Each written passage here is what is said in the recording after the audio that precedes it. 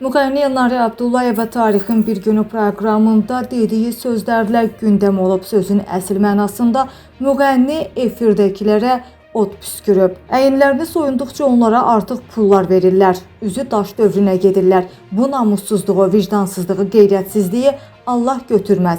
Belə şey olarmı? Ağzına nə gəlir danışasan. Kim nə oldu danışır. Nəsə deyəndə də deyirlər ki, bu da başladı danışmağa.